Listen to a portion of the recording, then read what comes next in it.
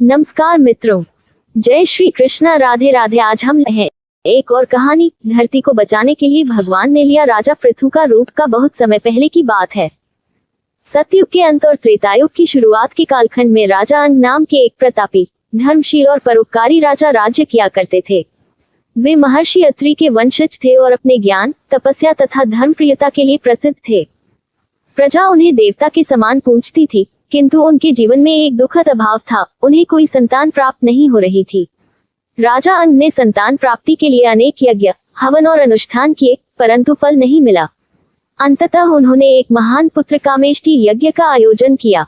इस यज्ञ में अग्निदेव प्रकट हुए और उन्हें दिव्य खीर प्रदान की, जिसे उनकी पत्नी सुनीता ने ग्रहण किया। सुनीता और उसके कुल का प्रभाव। सुनीता, जो कि मृत्यु के पुत्र मृत्यु की पुत्री थी, एक तपस्वी महिला थी, किंतु उनका स्वभाव कठोर और नियंत्रण प्रिय था। उनका कुल प्रकृति से ही अत्यंत तेजस्वी किंतु क्रूर प्रवृत्ति का था। अतः जो संतान उनके गर्भ से जन्मी, उसमें पितृगुणों के साथ साथ मातृकुल के प्रभाव की छाया भी थी। इस संतान का नाम रखा गया वेन। वेन बचपन से ही अत्यंत अहंकारी, उद्दंड और धर्म विरोधी प्रवृत्ति का था। बाल्यकाल से ही वह देवताओं, ब्राह्मणों और ऋषियों का उपहास करता था। वह धर्मशास्त्रों को झूठ मानता और सच्चे आचरण को मूर्खता कहता। धीरे धीरे जब राजा अंग ने देखा कि उनका पुत्र इन विकारों से मुक्त नहीं हो रहा, तो उन्होंने बड़े ही खिन्न होकर गद्दी त्याग दी और वन की ओर प्रस्थान कर गए। राजा अंग का त्याग और वेन का राज्याभिषेक। राजा अंग के त्याग के बाद राज्य अनाथ हो गया। अराजकता फैलने लगी। लूटपाट, दुष्कर्म और अधर्म का बोलबाला हो गया। अतः ब्राह्मणों और मंत्रियों ने विचार कर राज्य को चलाने के लिए वेन को राजा घोषित किया। वेन को राजा बनाना वस्तुतः धर्म की भूमि पर अधर्म के बीज बोने जैसा था। वेन ने राज्याभिषेक के तुरंत बाद घोषणा की, राज्य में अब न कोई यज्ञ होगा, न कोई दान, न कोई हवन। देवताओं की पूजा बंद कर दी जाए। अब केवल राजा ही पूज्य है। जो मुझे न माने वह मृत्युदंड का पात्र होगा। ये सुनकर ब्राह्मणगण और ऋषिगण अत्यंत दुखी हुए। उन्होंने वेन को बहुत समझाने का प्रयास किया। हे राजन, राजा धर्म के अनुसार कार्य करता है। यज्ञ और दान प्रजा का कल्याण करते हैं। तुम धर्म के मार्ग पर चलो, तभी तुम्हारा राज्य सफल होगा। लेकिन वेन का उत्तर अहंकार से भरा था। मैं ही धर्म हूँ, मेरी आज्ञा ही वेद है। देवता, ऋषि, धर्म और अब स्थिति अत्यंत भयावह हो गई। वेन ने राज्य में ब्राह्मणों पर अत्याचार करना शुरू कर दिया। यज्ञ मंडपों को नष्ट किया गया। ऋषियों को अपमानित किया गया। प्रजा में भय व्याप्त हो गया। ऋषियों का क्रोध और वेन का वध। अब ब्रह्मर्षियों ने एक बैठक बुलाई। उसमें अत्रि, वशिष्ठ, भृगु, अंगिरा, पुलस्त्य, कश्यप जैसे महान ऋषि उपस्थित थे। उन्होंने निर्णय किया कि यदि वेन को रोका नहीं गया तो पूरी पृथ्वी विनष्ट हो जाएगी। ऋषियों ने वेन को बुलवाया और अंतिम बार समझाया, लेकिन वह हंसते हुए बोला, मैं ही ईश्वर हूँ। ब्रह्मा, विष्णु, महेश सब मेरे अधीन हैं। अब ऋषियों ने निर्णय किया कि अधर्मी राजा को जीवित नहीं छोड़ा जा सकता। उन्होंने वेद मंत्रों और ब्रह्मतेज से वेन का वध कर दिया। राज्य पुनः शून्य हो गया। वेन की मृत्यु के बाद आशा की गई थी कि सब कुछ सामान्य हो जाएगा, किंतु हुआ इसके विपरीत। धरती पर और अधिक संकट आ गया। वर्षा बंद हो गई, अन्न उपजना बंद हो गया, जल स्रोत सूखने लगे, पशु पक्षी विलुप्त होने लगे, प्रजा भूख से तड़पने लगी। ऋषियों को समझ नहीं आ रहा था कि सब कुछ ठीक होने के बजाय और बर्बाद क्यों हो रहा है। उन्होंने ध्यानस्थ होकर तपस्या की। अंत में उन्हें बोध हुआ, धरती माता स्वयं पोषण नहीं दे रही हैं। वेन के अधर्म और हिंसा से आहत होकर उन्होंने अपना पोषण रोक लिया है। अब राज्य को एक योग्य, धर्मपरायण राजा की आवश्यकता थी, जो धरती को पुनः संतुलित कर सके। ऋषियों ने विचार किया, वेन के शरीर में कुछ पुण्य संस्कार और शक्तियां हैं। यदि उसकी भुजाओं से किसी पवित्र आत्मा को प्रकट किया जाए तो संभवतः वह राजा पृथ्वी को संभाल सकता है। ऋषियों ने वैदिक मंत्रों और यज्ञ शक्ति से वेन की मृत भुजाओं से एक तेजस्वी पुरुष को उत्पन्न किया। ये था राजा पृथु, विष्णु भगवान का अंशावतार। वेन के वध के पश्चात पृथ्वी पर अराजकता और सूखा छा गया था। प्रजा भूख से मर रही थी। धरती ने अन्न उपजाना बंद कर दिया था। ऋषिगण चिंतन में डूब गए, अब इस संकट से मुक्ति कैसे मिले। ऋषियों का संकल्प, एक दिव्य राजा की उत्पत्ति। ऋषियों ने विचार किया कि धरती को बचाने और प्रजा को पोषित करने के लिए एक ऐसा राजा चाहिए जो न केवल तेजस्वी और शूरवीर हो, बल्कि धर्म का ज्ञाता, प्रजावत्सल और तपस्वी भी हो। उन्होंने वेदों और पुराणों में वर्णित राजधर्म को स्मरण किया। एक आदर्श राजा वह होता है जो स्वधर्म पालन करता है, प्रजा का रक्षक होता है और सृष्टि में संतुलन बनाए रखता है। ऋषियों को ये ज्ञात था कि राजा वेन का शरीर तो अधर्मी था, परंतु वह एक पुण्यात्मान राजा की संतान था। उसके शरीर में कुछ अंश पुण्य का अभी भी शेष था। इसलिए ऋषियों ने यज्ञ की विधि से वेन की भुजाओं का मंथन किया। वैदिक मंत्रों, अग्नि की शक्ति और ब्रह्मतेज के प्रभाव से उसके शरीर से एक दिव्य पुरुष प्रकट हुआ। ये पुरुष अत्यंत तेजस्वी, विशाल शरीर वाला, राजचिन्हों से युक्त था। उसके अंगन से दिव्यता की आभा फूट रही थी। जब ये दिव्य पुरुष प्रकट हुआ तो आकाशवाणी हुई, ये पुरुष विष्णु के अंश से उत्पन्न हुआ है। ये सत्य, धर्म, दया और तप का मूर्तिमान रूप है।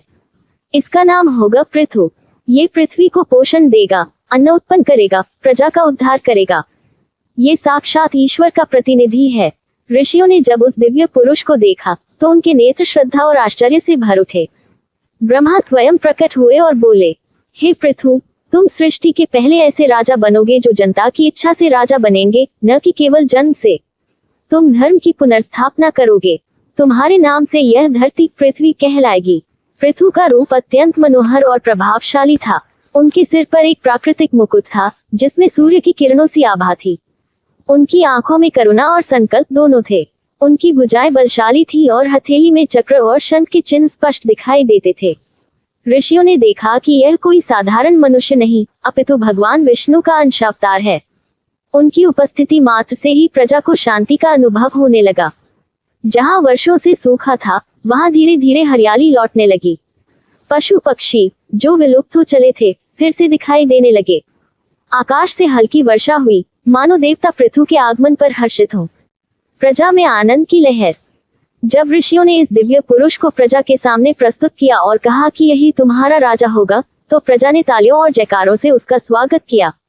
लोग बोल उठे, जय हो धर्मराज पृथु की, जय हो धरती के उद्धारक की। सभी वर्गों, ब्राह्मण, क्षत्रिय, वैश्य, शूद्र, महिलाएं, वृद्ध, बच्चे, सभी ने पृथु के चरणों में प्रणाम किया।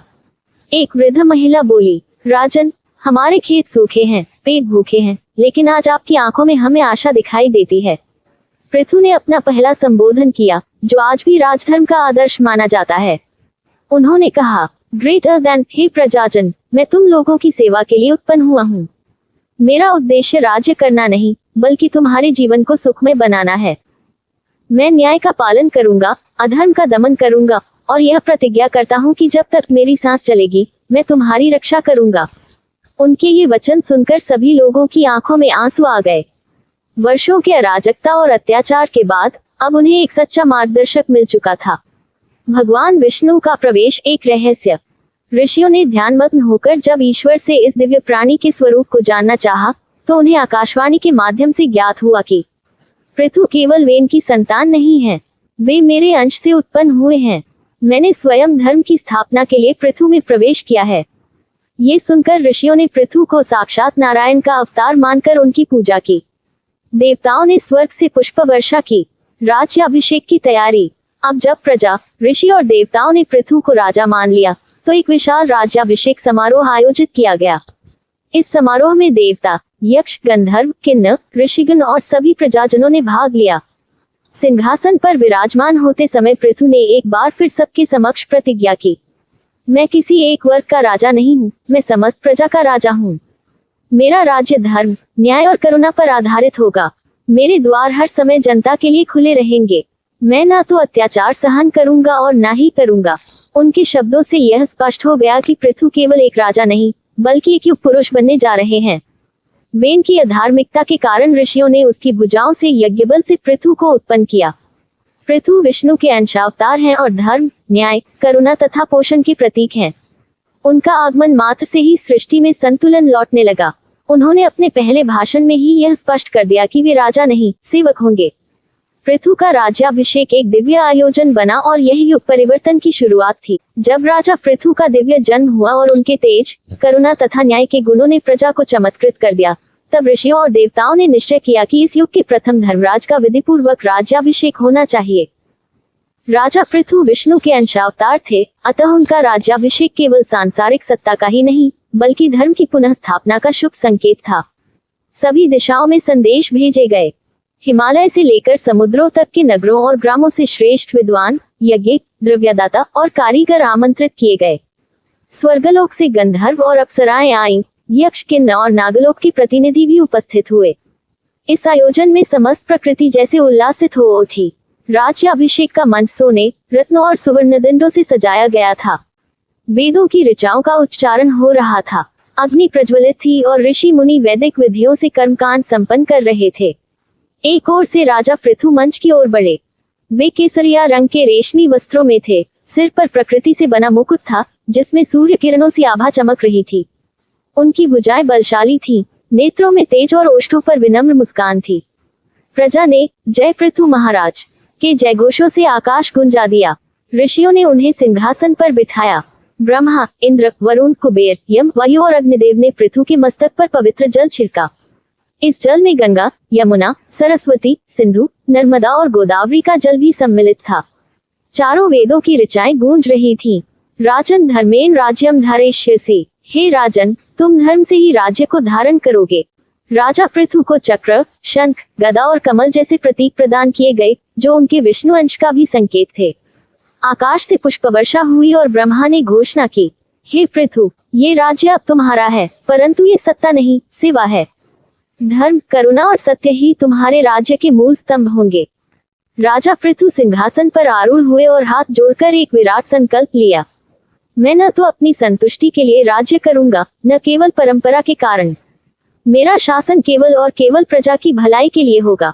मैं दंड, सजा भी दूंगा, लेकिन न्यायपूर्वक, और क्षमा भी करूंगा, लेकिन निर्बल को। मैं सभी वर्गों को सम्मान दूंगा, ब्राह्मण को ज्ञान के लिए, क्षत्रिय को रशन के लिए, वैश्य को संपत्ति और व्यापार के लिए और शूद्र को सेवा के लिए। मैं स्वयं को राजा नहीं, राजधर्म का सेवक मानूंगा। प्रजा को अन्न, जल, सुरक्षा, शिक्षा और न्याय देना मेरा सबसे बड़ा यज्ञ होगा। ये वाणी सुनकर ऋषियों की आंखों में आंसू आ गए।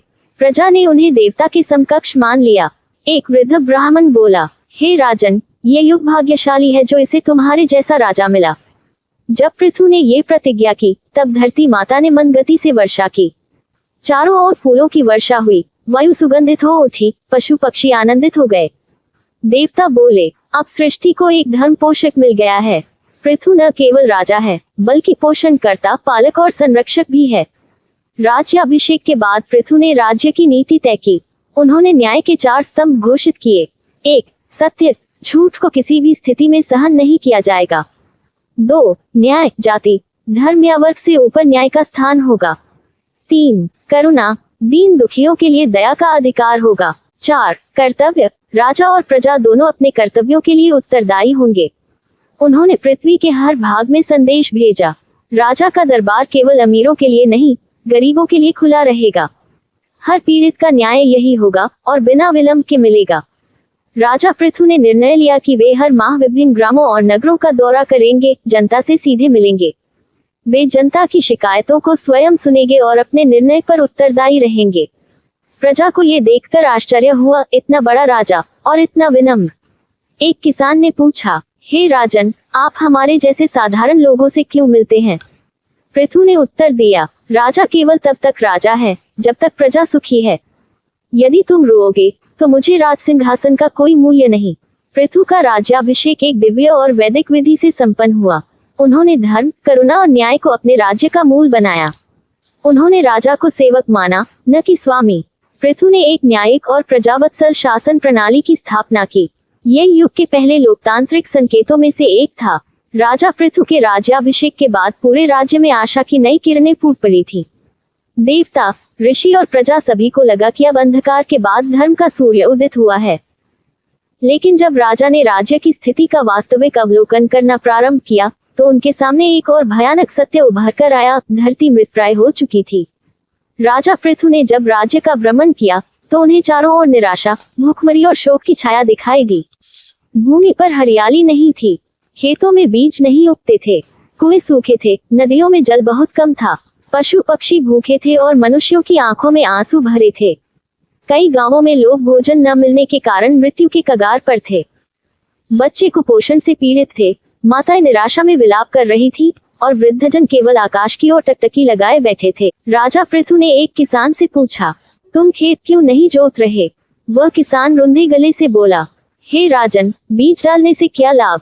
धरती माँ तो कुछ देती ही नहीं। अब ये भूमि तो सूखकर पत्थर बन गई है। यह उत्तर सुनकर राजा का हृदय कांप उठा। राजा पृथु ने ऋषियों और ब्रह्मर्षियों को बुलाकर पूछा, मेरे राज्य में धर्म का पालन हो रहा है, फिर भी धरती अन्न क्यों नहीं दे रही? यह अकाल क्यों? महर्षि अत्रि बोले, हे राजन, ये संकट केवल प्राकृतिक नहीं बल्कि आध्यात्मिक भी है। जब राजा वेन ने अधर्म किया था, यज्ञों को रोका, ब्राह्मणों को अपमानित किया, तब धरती माता ने क्रोधित होकर अपना पोषण रोक लिया था। उन्होंने स्वयं को बंद कर लिया है, और जब तक कोई सच्चा धर्मराज उन्हें संतुलित नहीं करता, वे अन्न नहीं देंगी। राजा पृथु ने गंभीर स्वर में कहा, यदि धरती माता मेरे राज्य की प्रजा को अन्न नहीं देंगी, तो मैं उन्हें खोज निकालूंगा और उनसे बात करूंगा। राजा पृथु ने दिव्य रथ में बैठकर संकल्प किया कि वे धरती को ढूंढकर उनसे संवाद करेंगे। वे हाथ में धनुष लेकर आकाश, पाताल और पृथ्वी के सभी लोकों की खोज करने लगे।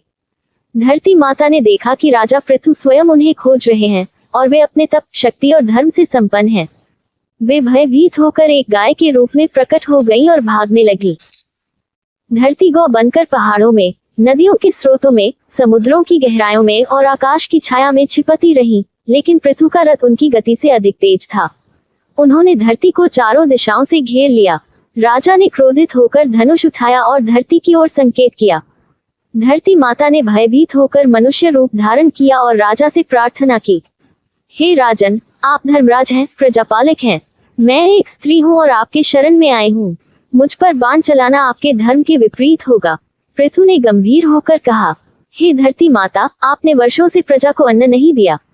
पशु मर रहे हैं, मनुष्य भूख से तड़प रहे हैं। क्या ये धर्म है? पृथ्वी बोली, राजन, मैं कोई निर्दयी नहीं, लेकिन जब राजा वेन ने अधर्म किया, तब ब्रह्मांड का संतुलन ही बिगड़ गया। यज्ञ बंद हो गए, पूजा नष्ट हो गई, धर्म का आधार ही टूट गया। मैं स्वयं पीड़ा में हूँ। जब पृथ्वी पर अधर्म फैलता है, तो मैं अपने गर्भ को बंद कर लेती हूँ, ताकि सृष्टि का पुनर्संतुलन हो सके। राजा ने शांत स्वर में पूछा, तो समाधान क्या है? पृथ्वी ने उत्तर दिया, हे राजन, जैसे एक गौ को बिना बछड़े के दुहा नहीं जा सकता, वैसे ही मुझे भी पोषण देने के लिए एक पात्र चाहिए, एक योग्य दुहक, एक पात्र और एक कारण। यदि आप मुझे संतुलन के साथ, धर्म के लिए और समर्पण के साथ दुहेंगे, तो मैं अन्न और औषधियां देना पुनः आरंभ कर दूंगी। पृथु का क्रोध शांत हो गया। उन्होंने अपना धनुष नीचे रखा और गहरी सांस लेकर कहा, हे धरती माता, मैं आपसे प्रार्थना करता हूँ, मेरी प्रजा के लिए अन्न दें। मैं धर्म का पालन करूंगा, आपकी मर्यादा का भी ध्यान रखूंगा। धरती माता प्रसन्न होकर बोली, हे राजन, आपके जैसे धर्मराज के अधीन मैं प्रसन्नता से अपना गर्भ खोल दूंगी। राजा पृथु ने देखा कि धरती अन्न नहीं दे रही और प्रजा दुखी है। ऋषियों से ज्ञात हुआ कि धरती ने अधर्म के कारण पोषण रोक दिया है। पृथु ने धरती को खोजा और उनसे संवाद किया। धरती माता ने गौ रूप में कहा कि संतुलन के साथ, मर्यादा के साथ यदि उन्हें दुहा जाए, तो वे अन्न देंगी। पृथु ने उन्हें वचन दिया कि धर्म के मार्ग से ही प्रजा का पोषण होगा। राजा पृथु के संकल्प और करुणा को देखकर धरती माता को अपने पोषण का द्वार पुनः खोलना पड़ा। उन्होंने ये स्वीकार किया कि यदि धर्म और संतुलन के साथ उन्हें दुहा जाए, तो वे फिर से अन्न और जीवनदायिनी औषधियां देंगी। अब राजा पृथु को एक विधि की आवश्यकता थी, वह पद्धति जिसके द्वारा धरती को उचित रीति से दुहा जा सके। धरती ने स्वयं को गौ के रूप में प्रस्तुत किया और कहा कि जैसे गाय को दुहा जाता है, वैसे ही अब उसे भी दुग्ध के रूप में पोषण देने के लिए प्रेरित किया जा सकता है। धरती माता ने कहा, हे राजन, मैं समस्त सृष्टि की माता हूँ और अब मैं गौ के रूप में प्रकट होंगी। मुझे दुहने के लिए प्रत्येक लोक, जाति और प्राणी को अपना अपना पात्र, बछड़ा और दुहने वाला लेकर आना होगा। मैं सबको उनके धर्म और स्वभाव के अनुसार दूंगी। ये दृश्य इतना दिव्य और पवित्र था कि सभी देवताओं, ऋषियों, असुरों, नागों, गंधर्वों, पक्षियों और मनुष्यों ने इस अवसर का लाभ उठाने के लिए अपने अपने समूहों को संगठित किया। अब प्रस्तुत है कि कैसे विभिन्न लोकों और प्राणियों ने धरती रूपी गौ से अपना अपना दूध अर्थात अपने योग्य जीवनोपयोगी वस्तुएं दुहा। देवताओं द्वारा दुहना, बछड़ा, इंद्र, दुहने वाला, ब्रह्मा, पात्र, स्वर्ण घट, जो दुहा गया, ऐश्वर्य, तेज, शक्ति और अमृत। देवताओं ने अपने लोक की समृद्धि के लिए धरती से तेज, ओज और दिव्यता का दुग्ध प्राप्त किया। इससे देवलोक में शक्ति और संतुलन बना। ऋषियों द्वारा दुहना, बछड़ा, स्वयं महर्षि भृगु, दुहने वाला, ब्रह्मर्षि वशिष्ठ, पात्र, कमंडलु, जो दुहा गया, वेद, ज्ञान, तप और ब्रह्मविचार। ऋषियों ने धरती से ज्ञान और तप के स्रोत प्राप्त किए। इससे ब्रह्मांड में धर्म, वेद और संस्कृति की पुनः स्थापना हुई। असुरों द्वारा दोहना, बछड़ा, बलि, दोहने वाला, शुक्राचार्य, पात्र, लोहे का पात्र, जो दुहा गया, माया, छल, तामसिक शक्तियां। असुरों ने अपनी प्रवृत्ति के अनुसार माया और शक्ति प्राप्त की। ये दिखाता है कि धरती सभी को उनके स्वभाव के अनुसार देती है, चाहे वह सत हो या तामस। नागुल द्वारा दोहना, बछड़ा, वासुकी, दोहने वाला, तक्षक, पात्र, मणिरत्न पात्र, जो दुहा गया, विष, मणियां और शीतलता। नागलोक ने धरती से अपनी आवश्यकताएं जैसे विष, रत्न और शीतल तत्व प्राप्त किए।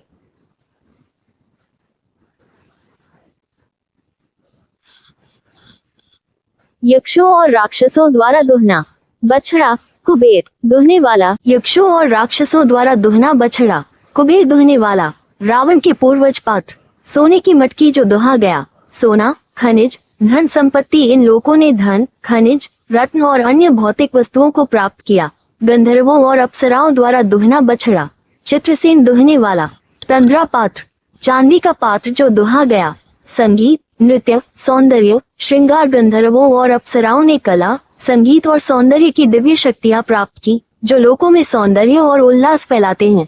मनुष्यों द्वारा दोहना, बछड़ा, राजा पृथु स्वयं, दोहने वाला, प्रजाजन पात्र, मिट्टी का पात्र, जो दोहा गया, धान, जौ, गेहूं, दालें, औषधियां। मनुष्यों ने अपनी आजीविका के लिए अन्न, जल और जीवनोपयोगी औषधियां प्राप्त की। यह वही क्षण था जब कृषि का आरंभ माना जाता है। पृथु पहले व्यक्ति थे जिन्होंने धरती की भूमि को हल से जोता। पक्षियों, पशुओं, अन्य प्राणियों द्वारा दोहना, बछड़ा, गरुड़, पक्षियों के लिए, सिंह, पशुओं के लिए, जो दोहा गया, बीज, कीट, फल, शिकार, वनों की सामग्री। हर जीव ने धरती से वही प्राप्त किया जो उसके अस्तित्व के लिए आवश्यक था। इससे ये स्पष्ट हुआ कि धरती माता सर्वजननी है। ये पूरे विश्व का सहजीवन तंत्र, इकोसिस्टम है। हर जीव को उसकी आवश्यकता और स्वभाव के अनुसार प्राप्त होता है। पृथ्वी सबको देती है, परंतु वो तभी देती है जब सम्मान, धर्म और संतुलन से उसे दोहा जाए। ये कथा हमें बताती है कि धरती माता से यदि हम अत्याचार पूर्वक कुछ प्राप्त करने का प्रयास करेंगे तो वे अपना पोषण रोक लेंगी। राजा पृथु ने इस समग्र दुग्ध प्रक्रिया की निगरानी की। उन्होंने देखा कि सबको उनकी प्रवृत्ति के अनुसार प्राप्त हो रहा है। उन्होंने नियम बनाया कि हर कोई अपने धर्म और मर्यादा के अनुसार ही पृथ्वी से लाभ उठाए। उनकी यह सूझबूझ उन्हें केवल एक राजा नहीं बल्कि वसुधा पोषक बना देती है। इसलिए उन्हें पृथु कहकर धरती का संवर्धक राजा कहा गया और धरती का नाम पड़ा पृथ्वी। धरती ने गौ का रूप धारण कर सभी लोगों को उनके स्वभाव के अनुसार पोषण दिया। देवताओं से लेकर मनुष्यों तक सभी ने अपनी आवश्यकता अनुसार उसे दोहा। ये प्रक्रिया पर्यावरणीय संतुलन और सह अस्तित्व का प्रतीक है। राजा पृथु ने इस दुग्ध प्रक्रिया को धर्म के अनुसार संचालित किया। इसी कारण धरती का नाम पृथ्वी पड़ा, जो पृथु के द्वारा संयमित की गई। जब पृथु ने धरती को गौ के रूप में दुहकर विभिन्न लोगों और प्राणियों को उनकी आवश्यकता अनुसार पोषण प्रदान किया। यह एक दिव्य और संतुलित प्रक्रिया थी जिसने प्रकृति और समाज को फिर से गति दी। किंतु केवल इतना पर्याप्त नहीं था। धरती को फिर से सक्रिय, फलवती और उत्पादक बनाना भी आवश्यक था। राजा पृथु अब अपने राज्य को केवल संचालित नहीं करना चाहते थे बल्कि उन्नत, संस्कृत और स्थायी बनाना चाहते थे। यहीं से आरंभ होती है कृषि क्रांति और धर्म राज्य की स्थापना। राजा पृथु ने धरती पर पहली बार हल चलाया।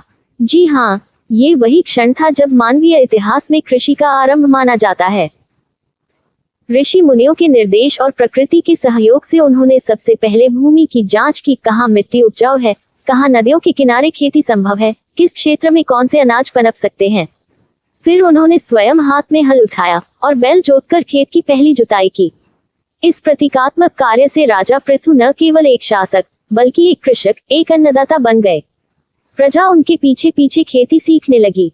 उन्होंने बीज बोने की विधि बताई, सिंचाई के लिए नहरें बनवाई और वर्षा जल संग्रह की योजनाएं चलाईं। साथ ही ऋषियों की सहायता से वनस्पतियों की पहचान करवाई, कौन से पौधे औषधीय हैं, कौन से खाने योग्य और कौन से खतरनाक। राजा पृथु ने अपने शासन को केवल राजनीतिक सत्ता नहीं बल्कि धार्मिक सेवा माना। उनके अनुसार राज्य का उद्देश्य था प्रजा की रक्षा, पोषण और आध्यात्मिक उन्नति। उन्होंने अपने राज्य को 4 स्तंभों पर आधारित किया। 1. सत्य, ट्रूथ। प्रत्येक नागरिक, ब्राह्मण से लेकर व्यापारी तक, सच बोलने और सत्याचरण करने के लिए बाध्य था। झूठ बोलने पर दंड होता था, लेकिन सत्य स्वीकारने पर क्षमा भी मिलती थी। 2. दया कंपैशन। राजा ने दया को नीति का आधार बनाया। वह हर वर्ग, स्त्री, वृद्ध, पशु, पक्षी और दीनहीन पर विशेष कृपा रखते थे। उन्होंने वध पर रोक लगाई, केवल धर्मयुद्ध को अनुमति दी। 3. तप सेल्फ डिसिप्लिन। प्रजा को संयम और अनुशासन का महत्व सिखाया गया। ब्राह्मणों के लिए ज्ञान का तप, क्षत्रियों के लिए सेवा का तप, वैश्य के लिए ईमानदारी का तप और शूद्रों के लिए कर्तव्य का तप अनिवार्य था। 4. दान चैरिटी। राजा ने एक नियम लागू किया। राजा से लेकर सामान्य गृहस्थ तक हर व्यक्ति को मास में एक बार दान करना अनिवार्य है। दान केवल वस्तु का नहीं, समय, सेवा और संवेदना का भी होता है। राजा पृथु ने धर्म और नीति के आधार पर न्याय व्यवस्था बनाई। उन्होंने जन शिकायत केंद्र खोले जहां कोई भी व्यक्ति आकर राजा से मिल सकता था। एक विशेष सभा बनाई गई, राज परिषद, जिसमें ब्राह्मण, मंत्री और प्रजापालक शामिल थे। हर निर्णय से पहले उस पर चर्चा होती और फिर निष्पक्ष निर्णय दिया जाता। राजा ने कहा, यदि कोई निर्धन और कोई राजा न्यायालय में आते हैं तो पहले निर्धन की बात सुनी जाएगी। उन्होंने सजा में भी न्याय रखा। सजा का उद्देश्य दंड नहीं बल्कि सुधार था। राजा पृथु पहले शासक थे जिन्होंने कहा, जो पेड़ काटे वह दूसरा लगाए, जो नदी दूषित करे वह जल शुद्ध करे, जो वनस्पति नष्ट करे वह खेती करे। उन्होंने वनों की रक्षा के लिए वनपाल नियुक्त किए। पशु पक्षियों के संरक्षण के लिए अलग योजनाएं बनाई गई। पर्वतों, नदियों और जल स्रोतों को पवित्र माना गया। जल प्रबंधन, वृक्षारोपण और पर्यावरण संतुलन उनके राज्य के 3 अनिवार्य अंग थे। राजा पृथु ने राज्य को 5 भागों में विभाजित किया। पूर्व दिशा जल कृषि का केंद्र, पश्चिम दिशा खनिज और शिल्प, उत्तर दिशा तपोभूमि और ऋषियों का क्षेत्र, दक्षिण दिशा व्यापार और व्यापारिक मार्ग, मध्य क्षेत्र राजधानी और न्याय का केंद्र।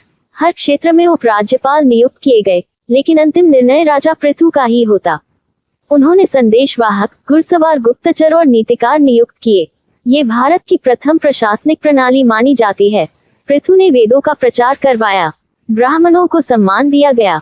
हर ग्राम में गुरुकुल बनाए गए। उन्होंने कहा, ज्ञान केवल ब्राह्मणों तक सीमित नहीं, हर जिज्ञासु तक पहुंचना चाहिए। संगीत, चित्रकला, वास्तुशास्त्र, आयुर्वेद, धातु विज्ञान, इन सब विषयों को भी शिक्षा प्रणाली में सम्मिलित किया गया। राजा पृथु ने स्वयं खेती की शुरुआत कर कृषि युग का आरंभ किया। उन्होंने सत्य, दया, तप और दान पर आधारित धर्म राज्य की स्थापना की। न्याय व्यवस्था को निष्पक्ष और सार्वजनिक बनाया। प्रकृति संरक्षण और पर्यावरण संतुलन को राज्य नीति में जोड़ा। ज्ञान, शिक्षा, कला और विज्ञान को प्रोत्साहन दिया। यही कारण है कि पृथु को केवल एक राजा नहीं बल्कि राजर्षि कहा गया, जिसमें राजा का तेज और ऋषि की करुणा दोनों सम्मिलित हैं। राजा पृथु का यश और धरती का पुनर्जन्म।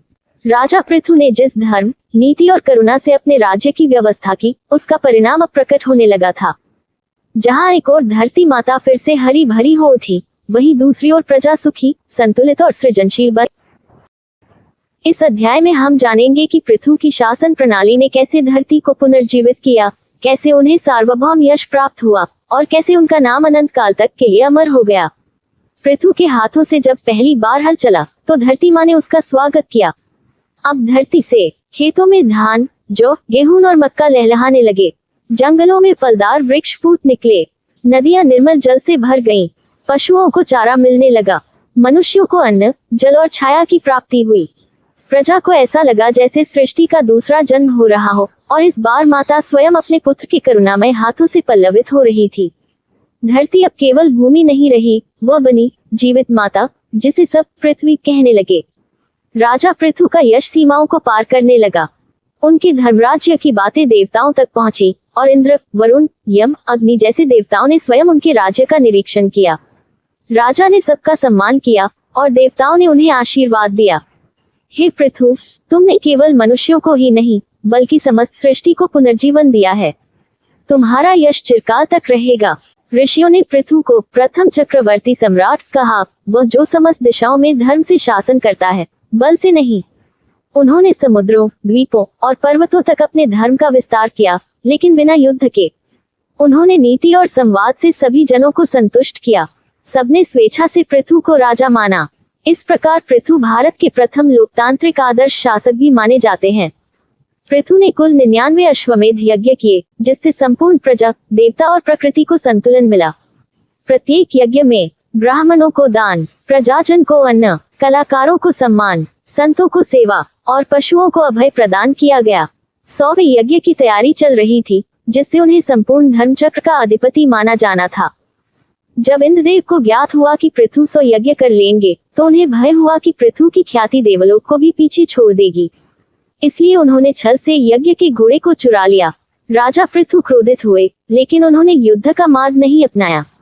उन्होंने इंद्र से मिलकर पूछा, हे देवराज, यदि यश आपको चाहिए तो मैं अपना त्याग करने को तैयार हूँ, पर छल और कपट धर्म के विरुद्ध हैं। इंद्र लज्जित हुए और उन्होंने घोड़ा वापस कर दिया। राजा ने 100वां यज्ञ त्याग दिया और कहा, मुझे यज्ञों की संख्या से नहीं, प्रजा के संतोष से मान चाहिए। देवताओं ने इस त्याग को देखकर उन्हें आशीर्वाद दिया। तुम धर्म से भी ऊपर हो, हे पृथु, तुम्हारी कीर्ति कभी क्षीण नहीं होगी। राजा का नया पद, धरती का पालक, न कि स्वामी। राजा पृथु ने ये घोषणा की, धरती किसी की संपत्ति नहीं है, ये हम सबकी माता है। मैं उसका सेवक हूँ, स्वामी नहीं। यह विचार आज के पर्यावरणीय विचारों का भी आधार है। पृथु ने कहा कि राजा का कार्य है धरती की रक्षा, वनों का संरक्षण, जल का शुद्धिकरण और पर्यावरण संतुलन बनाए रखना। धर्मनिष्ठा वे हर निर्णय धर्म और नीति के अनुसार लेते थे। करुणा सभी वर्गों, ब्राह्मण, शूद्र, पशु, पक्षी के प्रति संवेदनशील थे। विनम्रता स्वयं हल चलाकर कृषि आरंभ की। त्याग 100वें यज्ञ का त्याग कर दिया ताकि इंद्र की ईर्ष्या शांत हो। प्रजा सेवा, जनता की भलाई ही उनका एकमात्र उद्देश्य था। महर्षि अत्रि बोले, पृथु केवल एक राजा नहीं, वह विष्णु का अंश है। उनके कारण ही धरती का नाम पृथ्वी पड़ा। वे इस युग के धर्म पुरुष हैं, जो यश, शक्ति और करुणा का संगम है। पृथु के शासनकाल में धरती ने पुनः हरियाली धारण की और सबको अन्न जल मिला। वे पहले चक्रवर्ती सम्राट बने, जिन्होंने धर्म से चारों दिशाओं में राज्य फैलाया। उन्होंने 99 यज्ञ किए और 100वें का त्याग कर दिया। इससे उनका त्याग उजागर हुआ। इंद्र जैसे देवताओं ने भी उनके समर्पण को सराहा। पृथु का विचार था कि धरती स्वामित्व की नहीं, सेवा की वस्तु है। राजा पृथु का जीवन केवल एक राजा की गाथा नहीं था, ये धर्म, दया और संतुलन की ऐसी जीवंत मूर्ति थी, जिसकी छाया में न केवल मनुष्य बल्कि समस्त सृष्टि ने चैन की सांस ली। इस अध्याय में हम जानेंगे कि उनके जीवन के अंतिम चरण कैसे बीते, उन्होंने राज्य किसे सौंपा और उन्होंने लोक को कौन कौन से शाश्वत संदेश देकर संसार से विदा ली। राजा पृथु के राज्य में वर्षों तक शांति, समृद्धि और धर्म का साम्राज्य रहा। परंतु जैसे जैसे उन्होंने उम्र की 60वीं वेला पार की, उन्हें संसार की क्षणभंगुरता का अनुभव होने लगा। एक दिन वे हिमालय की तलहटी में एक तपस्वी से मिलने गए। वहां उन्हें यह वचन मिला, हे राजन, तुमने पृथ्वी को पोषित किया, प्रजा को सुखी किया, धर्म को स्थिर किया। अब समय है आत्मा की ओर लौटने का। अब भीतर का राज्य करो। ये सुनते ही उनके भीतर एक परिवर्तन हुआ। उन्होंने सभा बुलाए और कहा, अब मेरा राज्य मेरे पुत्र विजिताश्व संभालेंगे। मैं स्वयं संन्यास लेकर वनगमन करूंगा, ताकि आत्मा को सत्य में स्थिर कर सकूं। राजा पृथु के पुत्र विजिताश्व बचपन से ही न्यायप्रिय, परिश्रमी और धर्मनिष्ठ थे। पिता के मार्गदर्शन में वे राज्य कार्यों में कुशल हो चुके थे। राजा पृथु ने उन्हें आशीर्वाद देते हुए कहा, राज्य सत्ता नहीं, सेवा है। यदि एक दिन भी कोई प्रजा भूखी सोए, तो राजा को भोजन करने का अधिकार नहीं। इस उपदेश के साथ विजिताश्व को सिंहासन सौंपा गया। प्रजा ने श्रद्धा से उन्हें स्वीकार किया, पर राजा पृथु का मोहभंग नहीं हुआ। वे अपनी अंतिम यात्रा पर निकल पड़े। राजा पृथु अपनी पत्नी अर्ची के साथ हिमालय की ओर निकल पड़े। वे तपोवन पहुंचे, जहां ऋषि मुनि रहते थे। वहां उन्होंने जटाएं रखी, काशाय वस्त्र धारण किए और केवल फलाहार करना आरंभ किया। उन्होंने ध्यान, योग, जप, तप और मौन साधना की। उनके पास आने वाले सन्यासियों से वे एक ही बात कहते, राज्य से अधिक कठिन आत्मा का शासन है। यदि अंतःकरण शुद्ध न हो, तो राज्य भी अपवित्र हो जाता है। पृथु की पत्नी अर्ची भी एक महान पतिव्रता थी। उन्होंने पति के व्रतों में सहभागी बनकर साथ दिया। कई वर्षों की तपस्या के बाद जब पृथु ने शरीर का बंधन छोड़ने का निश्चय किया, तो उन्होंने आखिरी बार धरती माता की स्तुति की। उन्होंने धरती की गोद में बैठकर प्रार्थना की, हे माता पृथ्वी, तुझसे मैंने लिया बहुत कुछ, अन्न, जल, जीवन। अब मैं अपना अस्तित्व तुझे समर्पित करता हूँ। मेरी आत्मा उस विराट में विलीन हो, जो तुझसे भी व्यापक है। उसके बाद उन्होंने अग्निहोत्र किया, आत्मा को ध्यान में स्थिर किया और योगाग्नि में शरीर का त्याग किया। स्वर्ग से देवगंधर्व उतरे, आकाश से पुष्पवर्षा हुई और सभी ऋषि प्रणाम में झुक गए। पति के अवसान के पश्चात रानी अर्ची ने पति के देहत्याग स्थल पर तप करना आरंभ किया। उन्होंने 7 दिनों तक मौन व्रत रखा, केवल ध्यान और प्रार्थना में रही। 8वें दिन वे उत्तर की दिशा में गईं, जहां सूर्य उदित हो रहा था। उन्होंने प्रार्थना की, हे प्रभु, जो पृथु का मार्ग था वही मेरा भी हो। वहां उन्होंने योगाग्नि में प्रवेश किया और दिव्य ज्योति बनकर पति से जा मिली। राजा पृथु के जीवन से जो जीवन सूत्र निकले वे आज तक प्रासंगिक हैं। शिक्षा अर्थ, राजा सेवक हो, स्वामी नहीं, राज्य का आधार सेवा है, स्वार्थ नहीं। धरती माता है, संपत्ति नहीं, पृथ्वी को संसाधन नहीं, संवेदना से देखा जाए। प्रजा सुखी तो राजा सफल, जनहित सर्वोपरि है।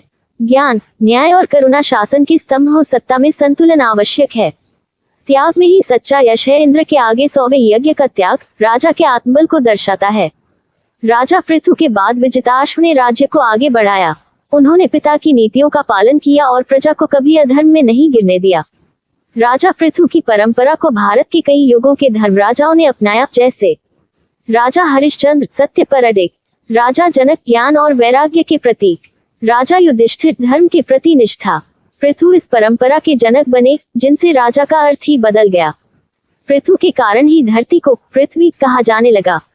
वे पहले पुरुष थे जिन्होंने धरती को पोषित किया, संतुलित किया, धर्म से जोड़ा और उसे माता का दर्जा दिया। इसलिए धरती आज तक पृथ्वी कहलाती है। पृथु की दी हुई एक नई पहचान। राजा पृथु ने वृद्धावस्था में राज्य त्याग कर वनवास को चुना। उन्होंने आत्म साधना द्वारा समाधि ली। रानी अर्ची ने पतिव्रता धर्म का पालन करते हुए उनका अनुसरण किया। पृथु ने पृथ्वी को माता और प्रजा को परिवार मानकर शासन किया। उनकी परंपरा ने भारतीय राजधर्म की नींव रखी। इस प्रकार राजा पृथु केवल एक ऐतिहासिक चरित्र नहीं, बल्कि भारत की संस्कृति, धर्म और पर्यावरण संतुलन के जीवन प्रतीक बन गए। राजा पृथु की कथा हजारों वर्ष पुरानी है, परंतु उसके मूल सिद्धांत आज भी उतने ही शक्तिशाली और सार्थक हैं। जब हम इस कथा को गहराई से समझते हैं, तो उसमें न केवल एक आदर्श राजा की छवि उभरती है, बल्कि वर्तमान युग की समस्याओं का समाधान भी दिखाई देता है। इस अध्याय में हम जानेंगे कि कैसे राजा पृथु की जीवन गाथा आज के समाज, राजनीति, पर्यावरण और व्यक्तिगत जीवन के लिए प्रेरणादायी है। राजा पृथु ने जब देखा कि धरती अन्न नहीं दे रही, तो उन्होंने उसे दंड देने की बजाय सम्मानपूर्वक संवाद किया। उंगली से दाहिनी ओर इशारा। उन्होंने ये समझा कि धरती कोई निर्जीव वस्तु नहीं, बल्कि एक सजीव चेतना है, धरती माता। आज जब जंगल काटे जा रहे हैं, जल स्रोत सूख रहे हैं, पर्यावरणीय संकट बढ़ रहा है, तो राजा पृथु की यह शिक्षा अत्यंत प्रासंगिक बन जाती है। धरती को जब तक सम्मान और संतुलन से नहीं बरता जाएगा, वह पोषण देना बंद कर देगी। आज की आवश्यकता है सस्टेनेबल कृषि, वृक्षारोपण, जल संरक्षण, प्राकृतिक संसाधनों का मर्यादित उपयोग। राजा पृथु ने स्वयं हल चलाकर ये बताया कि सत्ता सेवा है, दंभ नहीं। उंगली से दाहिनी ओर इशारा। उन्होंने प्रजा को करुणा, न्याय और सत्य के साथ पोषित किया। उंगली से दाहिनी ओर इशारा। उन्होंने कहा, राजा का भोजन तभी उचित है जब उसकी प्रजा तृप्त हो। आज के राजनेताओं के लिए संदेश, सत्ता को अधिकार नहीं, उत्तरदायित्व माने। नीति का आधार सत्य और पारदर्शिता हो। निर्णय प्रजा के हित में हो, न कि निजी लाभ के लिए। भ्रष्टाचार, दमन और अहंकार का त्याग करें। एक लोकतंत्र में पृथु चिंतन शासन को शुद्ध और सेवा प्रधान बना सकता है। कृषि और अन्न का महत्व। हल चलाने वाला राजा पृथु पहले व्यक्ति थे जिन्होंने हल चलाकर ये दर्शाया कि अन्न की महत्ता सर्वोपरि है। आज जब अन्न को उत्पादन से अधिक व्यापारिक लाभ का साधन बना लिया गया है, तब पृथु की यह भावना मार्गदर्शक हो सकती है। कृषक राष्ट्र की आत्मा है, उसे सम्मान दो, सुविधाएं दो और सुरक्षा दो। आज की चुनौतियां, किसानों की आत्महत्याएं, भूमि हड़पना, रासायनिक खादों से मिट्टी की बर्बादी। राजा पृथु की सोच, धरती से लो पर मर्यादा में इन समस्याओं का समाधान है। राजा पृथु ने न्याय व्यवस्था को दंडात्मक नहीं, बल्कि सुधारात्मक बनाया। उन्होंने अपराधी को दंड देने से पहले उसके मनोविज्ञान को समझा। उन्होंने ये सुनिश्चित किया कि निर्धन और धनवान समान न्याय पाएं। उन्होंने मंत्र दिया, सत्य बोलो पर दया से, दंड दो पर सुधार की आशा से। आज की न्याय प्रणाली को चाहिए त्वरित और पारदर्शी निर्णय, लोक अनुकूल भाषा में प्रक्रिया, सुधार केंद्रों का सशक्त रूप, संवेदनशील न्यायिक अधिकारी। राजा पृथु ने शासन से संन्यास लेकर आत्मा की साधना को महत्व दिया। उन्होंने कहा, संसार का शासन करना आसान है, लेकिन मन का शासन करना कठिन। आज का मनुष्य बाहरी उपलब्धियों की होड़ में लगा है, लेकिन भीतर की शांति को भूल गया है। आधुनिक जीवन के लिए संदेश: संतुलन बनाएं, भौतिक और आध्यात्मिक। ध्यान, मौन और आत्म अवलोकन को जीवन का हिस्सा बनाएं। कम लोभ, अधिक दो की भावना अपनाएं। पृथु की साधना आज के तनावपूर्ण जीवन के लिए एक मार्गदर्शक हो सकती है। राजा पृथु ने हर वर्ग को ज्ञान का अधिकारी बनाया। वेद, आयुर्वेद, कला, विज्ञान सबको प्रोत्साहन दिया। उन्होंने कहा, शिक्षा केवल ब्राह्मणों की नहीं, जिज्ञासु की संपत्ति है। आज की शिक्षा को चाहिए चरित्र निर्माण, संवेदनशीलता, समाज सेवा की भावना, केवल नौकरी नहीं, समाज निर्माण की दिशा। जब पृथु ने धरती से सभी जातियों और प्राणियों को उनके स्वभाव के अनुसार दुहने दिया, तब उन्होंने ये स्पष्ट किया, सभी जीव समान हैं, परंतु विविध हैं। विविधता को दबाओ मत, संतुलित करो। आज के समाज में जाति धर्म के नाम पर द्वेष, संस्कृति के नाम पर टकराव, भाषा और पहचान के कारण विभाजन। राजा पृथु की यह शिक्षा अत्यंत आवश्यक है। भिन्नता में भी एकता की खोज करो, यही धर्म है। धरती माता को पृथ्वी नाम राजा पृथु के कारण मिला, क्योंकि उन्होंने धरती को स्वामित्व से नहीं, सेवा और संवेदना से देखा। आज जब जंगल कट रहे हैं, नदियां सूख रही हैं, हवा विषैली हो रही है, तब पृथु की भावना स्मरणीय है। धरती किसी की संपत्ति नहीं, वह हम सबकी माता है। विषय आधुनिक संदर्भ में पृथु का संदेश: पर्यावरण धरती को माता माने, दोहन नहीं करें। शासन राजा सेवक हो, अहंकारी नहीं। कृषि किसान को केंद्र में रखें। न्याय, दया और सुधार के साथ न्याय। आत्म साधना, भीतर की यात्रा भी उतनी ही आवश्यक। शिक्षा ज्ञान सभी के लिए हो। विविधता विविधता में समन्वय हो। जीवन दृष्टि, त्याग, सेवा और संतुलन को अपनाएं। राजा पृथु की कथा केवल अतीत का गौरव नहीं, भविष्य का पथ प्रदर्शन है। उनकी जीवन शैली, सोच और नीतियां आज के समाज को एक नया जीवन दर्शन देती हैं। यदि हम पृथु की तरह सोचें, तो धरती फिर से हरी होगी, प्रजा फिर से मुस्कुराएगी और सृष्टि फिर से शांत होगी। राजा पृथु की कथा केवल पुराणों तक सीमित नहीं रही। उनका चरित्र इतना प्रभावशाली था कि वह सदियों सदियों तक लोक स्मृति और सांस्कृतिक परंपराओं में जीवित रहा। भारत के अलग अलग क्षेत्रों, भाषाओं और समुदायों में राजा पृथु को धरती के पहले पालक, सतयुग के आदर्श शासक, धरती माता के पुत्र और राज ऋषि के रूप में पूजा गया। यह अंतिम अध्याय राजा पृथु के उस सांस्कृतिक प्रभाव को समर्पित है जो उन्होंने काल और सीमाओं से परे फैलाया। राजा पृथु की कथा अनेक ग्रंथों में विस्तार से वर्णित है, जिनमें मुख्य हैं भागवत पुराण स्कंद 4। इसमें पृथु को विष्णु का अंश बताया गया है। वे पहले ऐसे राजा हैं जिन्हें स्वयं धरती माता ने गो रूप में दर्शन दिए। उन्हें चक्रवर्ती राजा के रूप में दर्शाया गया है। विष्णु पुराण, यहाँ उन्हें राज्य का पुनर्गठन करने वाला बताया गया है। कृषि और यज्ञों के आरंभकर्ता के रूप में वर्णन है। महाभारत शांति पर्व, युधिष्ठिर को भीष्म राजा पृथु की नीति और धर्म की कहानियां सुनाते हैं। उन्हें धर्म के सजीव मूर्त की उपाधि दी जाती है। राजा पृथु की कथा अनेक लोक कथाओं में विविध रूपों में सुनाई जाती है। लोक कथाओं में धरती दुही गई की कथा भारत के मध्य प्रदेश, छत्तीसगढ़ और राजस्थान के गांवों में ये लोक कथा प्रसिद्ध है कि धरती ने पहले राजा को दूध नहीं दिया, फिर राजा पृथु ने उसे गाय बनाकर प्रेम पूर्वक दुहा। ये कथा विवाह, कृषि पर्वों और ग्रामीण संस्कृतियों में गीतों के रूप में गाई जाती है। राजा पृथु की कथा हमें सिखाती है तत्व शिक्षा। सत्ता सेवा का माध्यम है, स्वार्थ का नहीं। धर्म व्यवहार और करुणा का नाम है। प्रकृति उसका सम्मान करें, शोषण नहीं। आत्मा भीतर की यात्रा, बाहर की तुलना में बड़ी। नेतृत्व उदाहरण से होता है, आदेश से नहीं। राजा पृथु ने इतिहास नहीं रचा, बल्कि जीवन जीने की कला सिखाई।